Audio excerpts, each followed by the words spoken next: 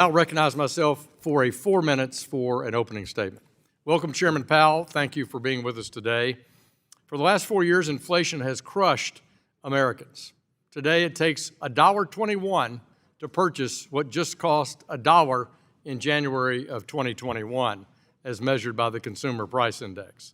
The erosion of Americans' incomes and thereby their savings was caused by a combination of irresponsible fiscal policy, supply chain disruptions, but also by, in my view, the Federal Reserve fighting the last war, staying too low for too long.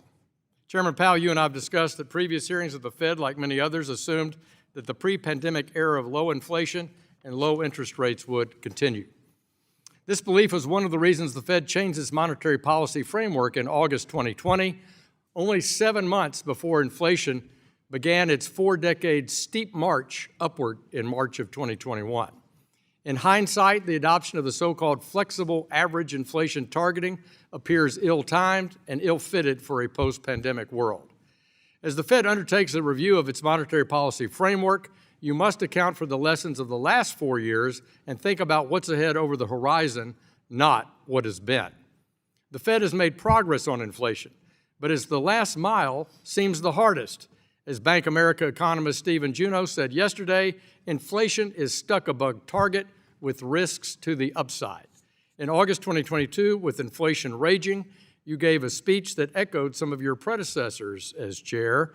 You vowed to keep at it till we're confident the job is done. It's a vow you should fulfill. With this morning's confirmation that inflation is well above the 2% target at 3%, and making move upwards, other economic indicators are positive. As you reported yesterday, a low inflation rate, solid GDP growth, and financial conditions continue to support expansion and investment. This is not a time to say that there are no risks, but some perhaps unseen. However, these risks, in comparison to the risk of a resurgence of inflation, are modest. Given the already high prices due to President Biden's inflation, Americans simply cannot afford further price increases at the grocery store and gas pump. Such a resurgence would likely force the Fed to begin another tightening cycle, making mortgages, credit cards, and small business loans unattainable for many. That's why I urge the Fed to forge ahead with its monetary policy duties until you're confident the mission is complete and price stability has been restored.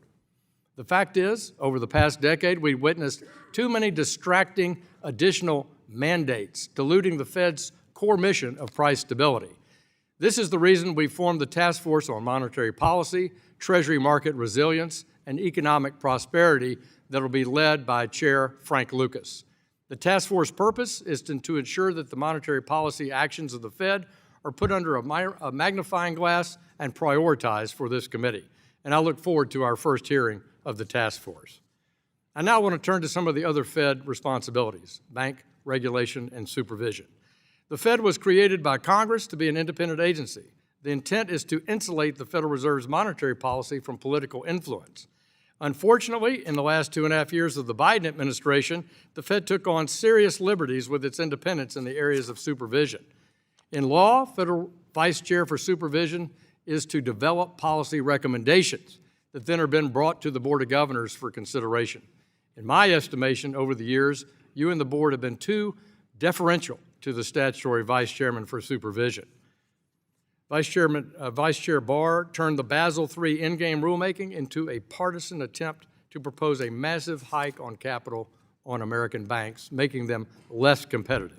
The Fed has a chance right now to get back on the right track and preserve its independence for the long-term benefit of the American people.